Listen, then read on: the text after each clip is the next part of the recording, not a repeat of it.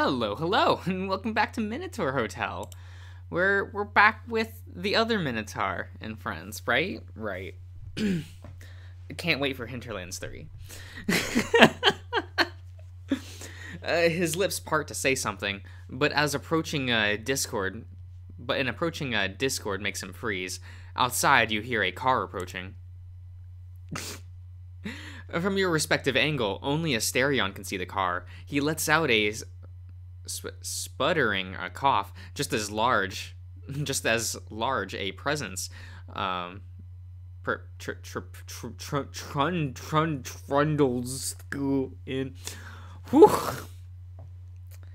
Guys, this is gonna be a good episode. Who is this man's? What? What's this Trigon looking ass motherfucker?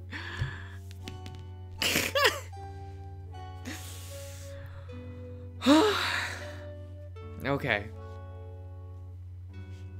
Man, anyone remember that episode of Teen Titans Go? You know, famed, non-controversial Teen Titans Go, in which Trigon showed up and was wearing like a dad sweater, and you're just like, yeah, that's about right.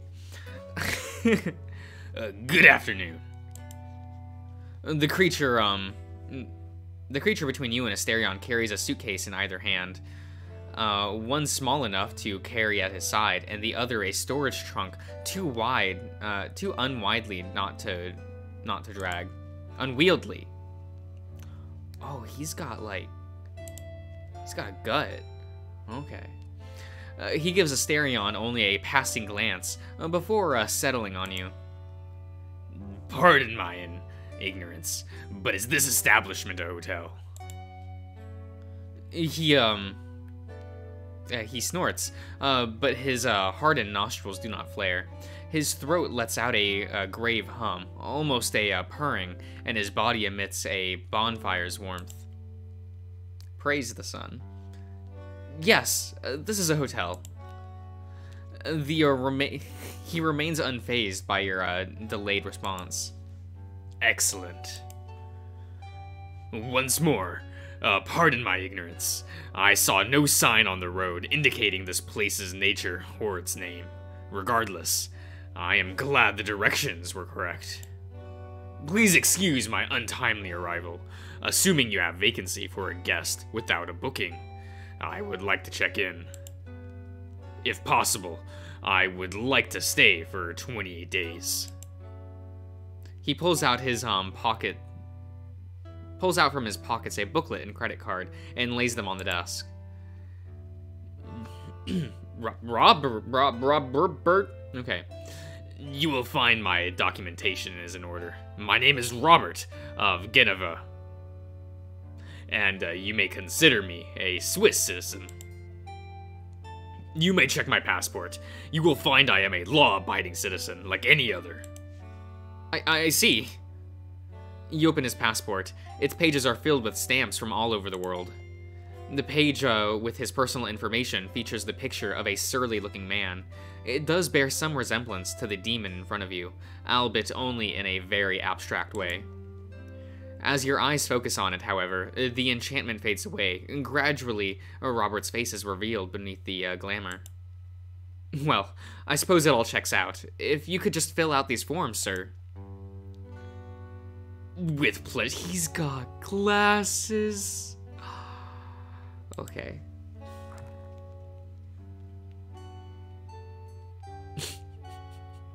Okay. From your attitude, I take it that my kind are not welcome here.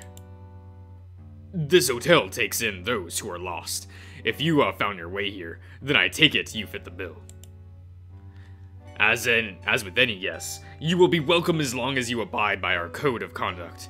You will find a copy of it included with our paperwork. Is that so? Let's see. Of course, these terms are unconventional. I am happy to see you have such strong norms here, very fitting. Oh, big. Very well. Is everything in order? It would seem so. Asterion, could you take our guest to his room? Yes, sir. Please come with me, Mr. Robert. Allow me to take your luggage. How courteous of you. But worry not. I'll take it myself. Let us proceed. Robert has checked into the hotel. Oh, I mustn't forget.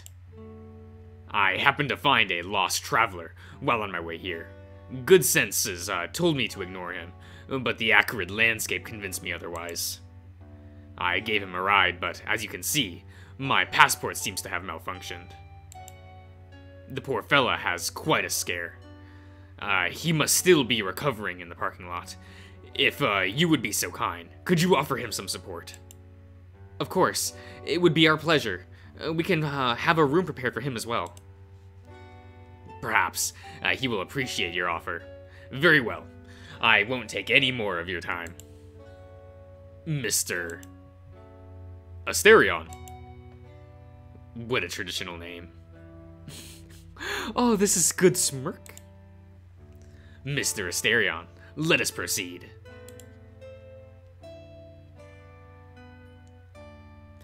And there's hey, it's yeah, okay. And there's the lost traveler. After giving the hotel's interior a peek, he tiptoes inside his way in, scarcely making a sound. Hello, good evening. Are you the fellow who rode with Mr. Robert? Ah, yes. That's me, Mr. Robert, as you call him. Gave me the scare of a lifetime. My heart is still beating out of my chest. Imagine what it's like getting a ride from a stranger, and he turns into a demon, with horns and everything. I was about to start pleading with him not to take my soul. Still can't believe I'm alive and breathing. It doesn't help I have no clue how we got here. I'm sorry you had to go through that. I can imagine how tough it was. I too had a sudden run-in with a very fantastical person a while ago. Might take a while to get used to, but it gets easier with time. Is that so? The stranger eyes becomes hawk-like for a split second. Say, would you be so kind and tell me where I am? This is a special kind of hotel. We specialize in taking in people who might be going through a rough time. Would you say this is a hotel for... would you say this is a hotel for the lost? Yes, that's a nice way to put it. And if you'll pardon the pun, you must be quite lost yourself. Mr. Robert told me about your predicament. If you'd like, I can get a room ready for you in a minute, so you can enjoy a good night's rest.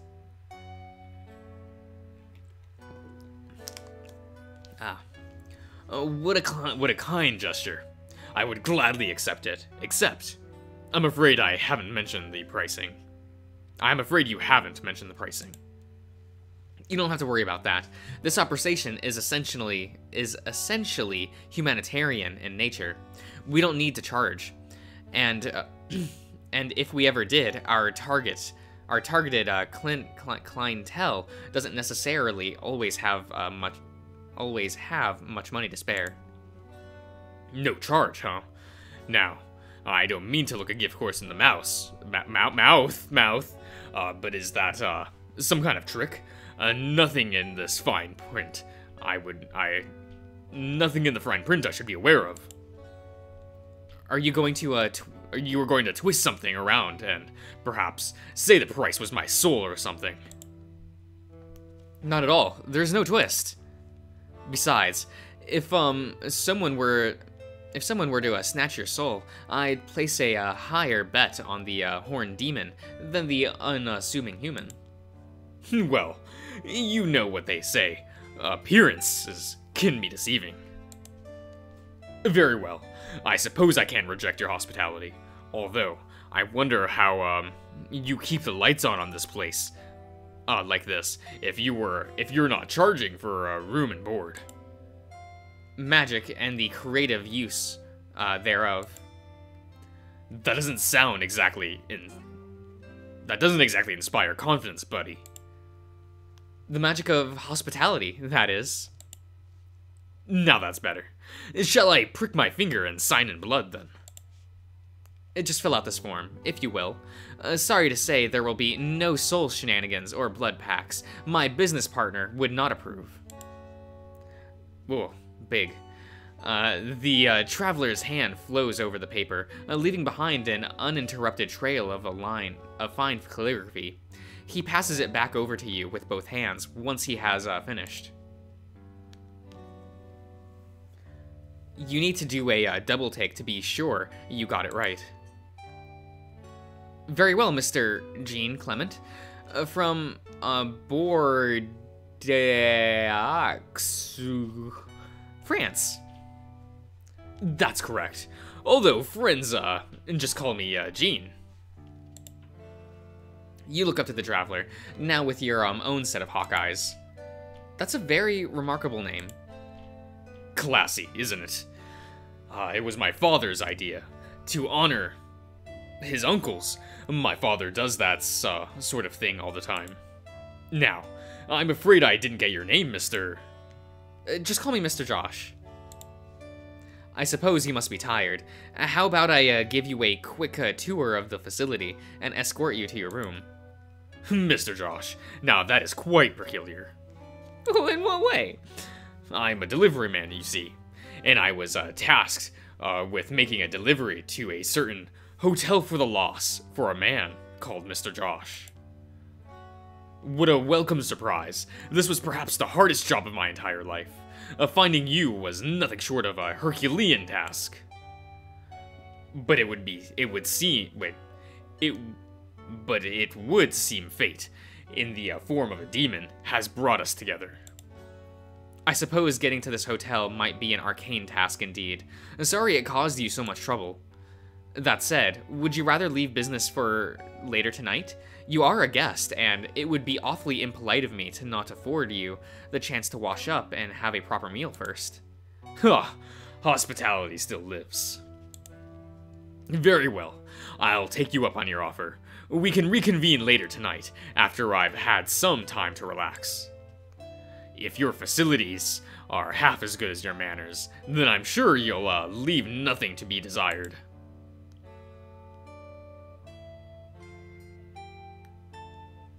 You escort Jean to his room and inform him about the schedule for dinner.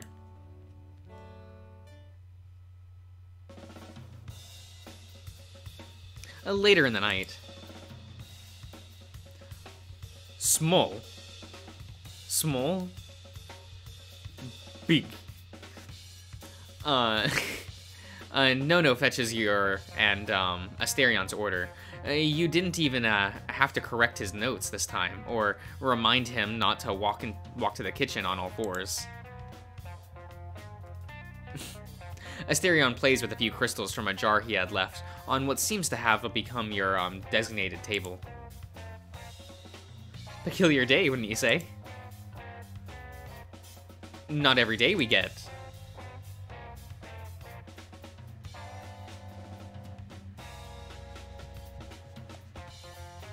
A demon. I'm not very knowledgeable about this whole mythology is real thing. Was it common for the hotel to house demons in olden times? No. It wasn't very common for us to get many non-humans in the first place. It is quite extraordinary that our first two guests were who they are. But even among the more fantastical of our guests, no, never in all my years did we house a demon. I am just as lost as you are. Did you ever see a demon like him while you were in Hades? Most certainly not. He is like nothing I ever saw down there. Do you think he'd know something about gods and the afterlife? Could he be dangerous? Nah. Could there be a chance he'd know something about the afterlife? Or maybe the gods? He mentioned he's a Swiss citizen, but he might still have some privileged information. Perhaps. I must admit I wouldn't know. But are you sure you wish to pursue that line of inquiry? What do you mean? Okay. It is as the song says. Do you remember? While you live and shine, have no grief at all. Life exists only for a short time, a short while, and time demands his due. That is to say, perhaps it is for the best that mortals do not go too far in the pursuit of knowledge about what lies beyond. What you learn may be unsettling, and a man's life is far too short for such grievances. I see your point, and you may be right, but I was thinking that what he could know may be useful in how we manage the hotel. Maybe he knows something about the Greek gods and where they are now. Even if mortals shouldn't ask too many questions about things like that, we could still benefit from learning and thinking ahead.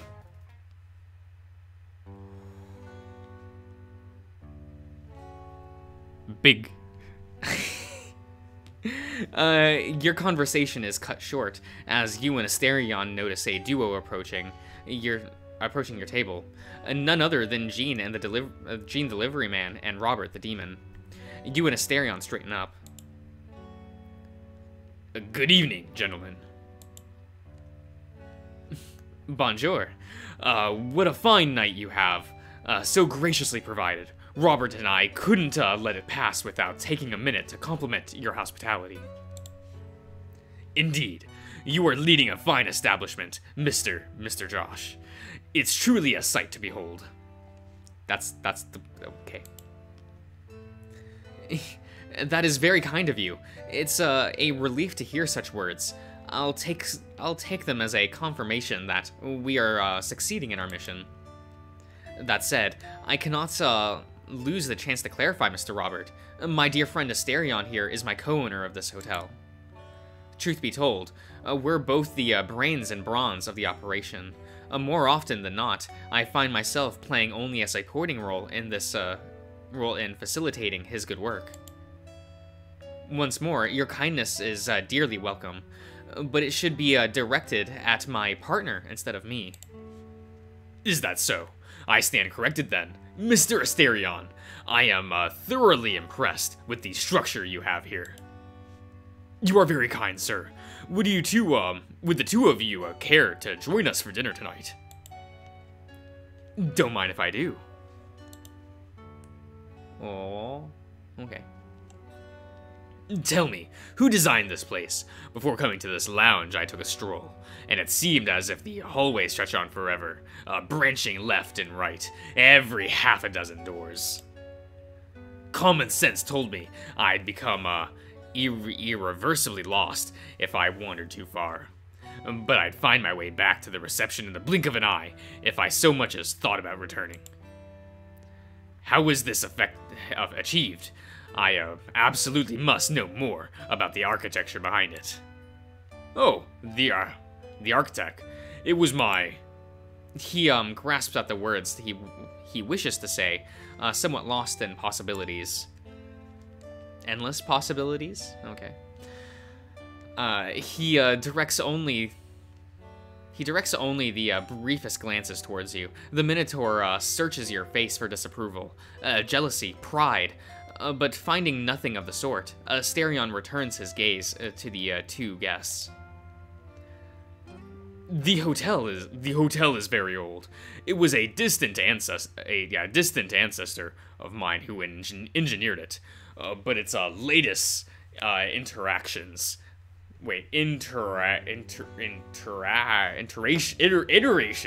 yes, I got there, fuck you, is my own design, and a work in progress at that.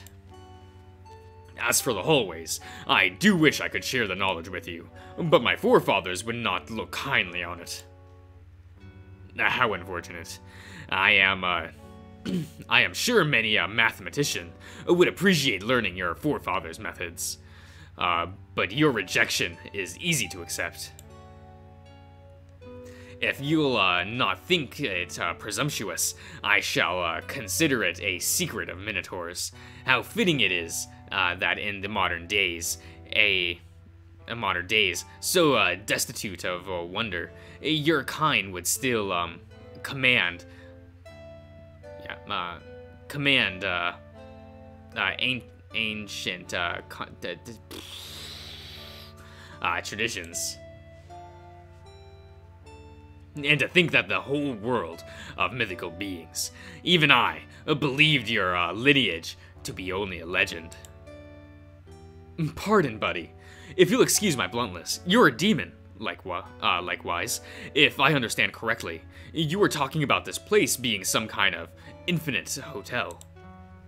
And then you say mythical creature, mythical people like Minotaur are just legend. How can that be? Isn't that quite the hypocrisy? It may seem so at first, surely. There are many kinds of supernatural beings roaming the world even today, hidden thanks to the charms. But that does not mean every legend, myth, or folktale is about some unseen species. For centuries now, among scholars in a fantastical nature, it has been firmly believed that minotaurs are just a myth. That the Cretan, it is a Cretan legend. Pardon me, I suppose that could be a point of pride for you, yes. Very well. It is believed the Cretan legend of the Minotaur hid a more mundane truth. One of the hypotheses is that the so-called Minotaur were merely a priest or holy man who took on a helmet shaped as a bull's head during certain ceremonies or sacrifices. As for the story of how he came to be, well, as the myth goes, the Cretan queen took the bull's lurch with the assistance of crafty Daedalus, correct? But the motif of a divine woman consorting with a divinely created bull is reoccurring in the Minnow's royal lineage, so it is speculated that the tale is merely analytical. Oh heaven, I'm rambling. I'm sure our fine host knows much more about the topic than anyone else could. Though it would not surprise me if he's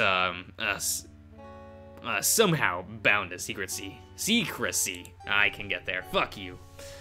Asterion's nostrils flare as he lets out a long breath of air. You can just notice him biting his lip, but overall, there doesn't seem to be distress in it. My family has its own version of the story, one which I believe is very accurate. The Minoan royal lineage was closely related to the gods in many ways. It was common over the generations for the Olympians to take on the transitory form of a bull, to bless that generation's queen with a special heir. To summon a god, the king would offer his own blood in what was a holy and revered ritual. It was said the children descended both from the king, whose blood had inherited the right, and from the god who answered his call.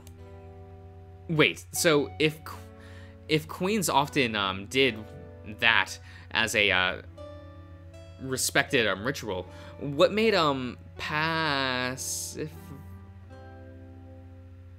Fuck, I'm... Well, phew, mind.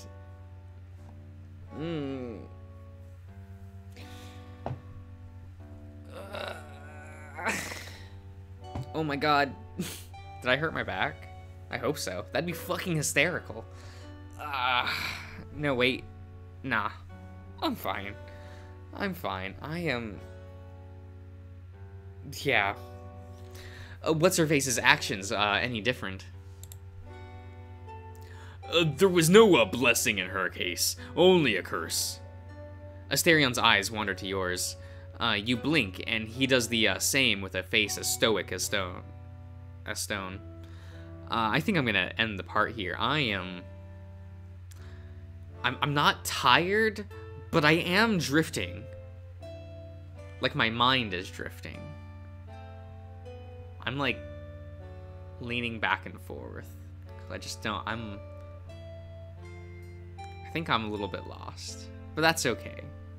I'll get there, guys. Don't worry. I'll see you around. Hopefully. Have a good day, everyone. Love you.